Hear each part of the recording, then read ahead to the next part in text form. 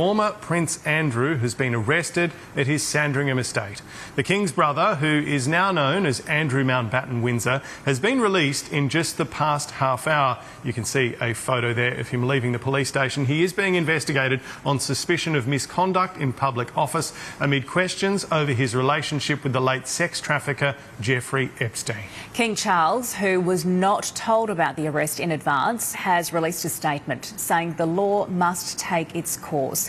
We're going to have lots of reaction this morning, starting with Europe correspondent Catherine Diss, who's outside Sandringham Estate.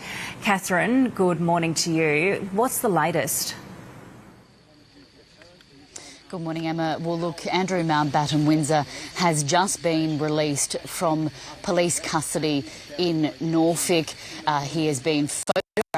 A rather unflattering photo shows him trying to crouch behind a car seat as he leaves the police station. You can see the snappers lined up behind me, waiting to capture a shot as he returns home tonight.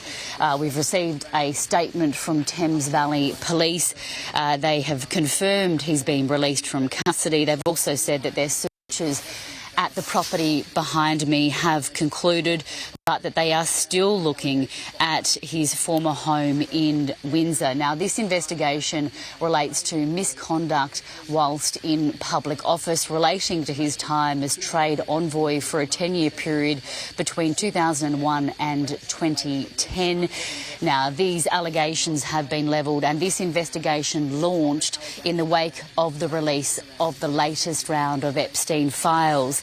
The former prince was arrested this morning at around 8 a.m. local time in rather dramatic fashion. An entourage of unmarked police cars were seen, pictured rather, driving up the driveway here to the residence behind me. He was held in custody for 10 hours, we understand, and questioned by detectives. He has been released, as I mentioned, but the investigation remains ongoing. It's important to note that Andrew Mountbatten-Windsor strenuously denies the allegations and has continued to maintain his innocence, although this is very serious. If convicted, the maximum prison sentence is life in jail. I've been speaking to people on the ground here, the public very much supporting what's happening. They believe that this scandal has damaged the royal family, and what's happening now could well help it save face. There has been so much in the press about the evidence, but without one seeing it, it's difficult to say. But my suspicion is that he probably will be charged, yeah. My biggest thing with what's going on is the sadness and the disappointment the Queen must have felt, because this was all going on before she died. I think he's got to answer his accusers. You know, he shouldn't be hiding behind the royal family for safeguard. So he's got to stand up and be accounted for. I'm going to take you to the US President Donald Trump, though. He was just asked about the arrest of Andrew a short time ago while he was on board Air Force One. Let's take a listen. I think it's a shame.